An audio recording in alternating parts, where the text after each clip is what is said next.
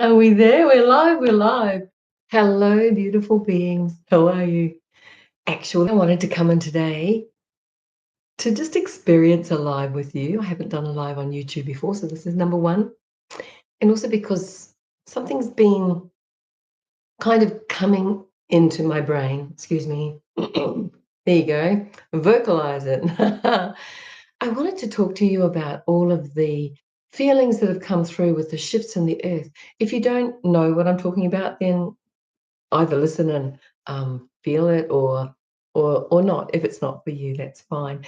I just wanted to talk about how you respond to the shifts in our spirit, in our world, in who you are, how you cope, and how your children cope if you care for children, if you have children or grandchildren. Because personally, when these shifts happen, sometimes I go through a shift before the shift. Sometimes I go through after, most times before, hardly ever on.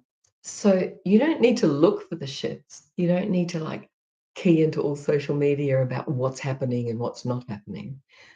Just get more understanding of your body and of yourself. And if you have a really slow day where everything's a bit fuzzy and you can't focus, then do something creative. If you can, find a way to be yourself in this moment. That's what I do. And today, I'm still recovering from how my body responded yesterday to the shifts, which was a little bit physical.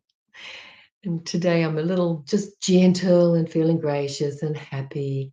So I came in here to offer you that feeling of, yes, something's happened, it shifted inside me. Ah, life is good. We're moving on. I'm part of the shift, okay? So this is not just a verbal, this is also about what do your children do if you have them or if you see them? If you don't have them and you're aware of other children not reacting very well in public places, think about how you've been over the past few days. I know of families, of clients and friends where the kids just needed to stay home from school.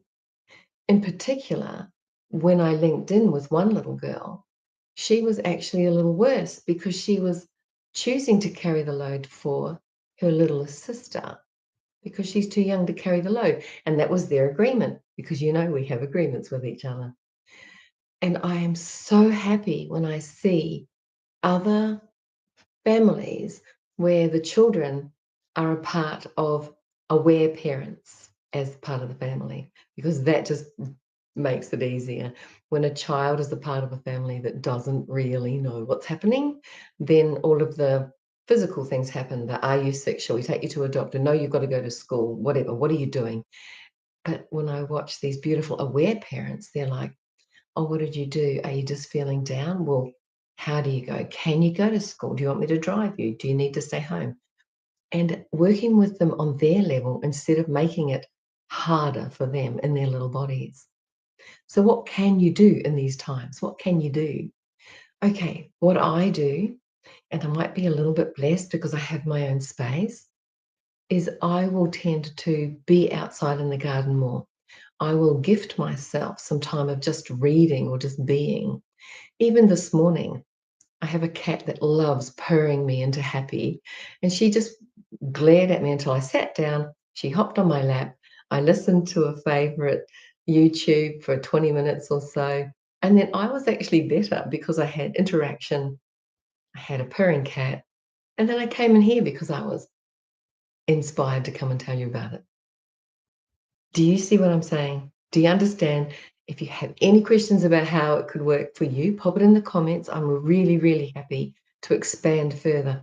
I know my way of dealing with it. I know that animals help. If you have animals and they want to hug you, let them. It's not just for them, it's for you. They came here to support you.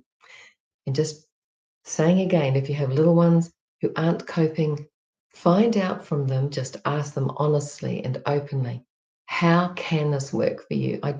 I know it's not fun. I know you're not happy. What will make this work? And then, of course, they're going to try and con you into lollies, but just allow them to show you what they need to make this world for them a more stable place just in that moment. Okay, my beautiful beings. That was my message for today. Look after yourself. There'll be more shifts coming. Don't make yourself do something. Give yourself a small break, however you can manage that.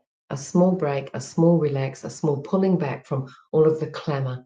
And all of the other people's, oh gosh, I've got to go on further. I just realised there's an area that if you travel to work, if you travel to work in a car in a public place, in these times, do you realise that most of the people that are around you, even at work, whatever it is that you're in, don't understand why they're feeling weird? And so their main response is anger, frustration, road rage, however you feel it. And when I go out on the road with Michael or I'm just traveling on the road, I make sure, well, I'm usually pushed to make sure by the time I feel the energies to expand the love bubble of the car as big as I can to help these people feel a breath of relax. So be aware of that even more, that the energies of the people around you who don't understand what's happening will affect you. So build your love bubble out and allow it to flow. Okay. Mwah. I love you. And I'm going to see you next live. Have fun. By the end. See ya.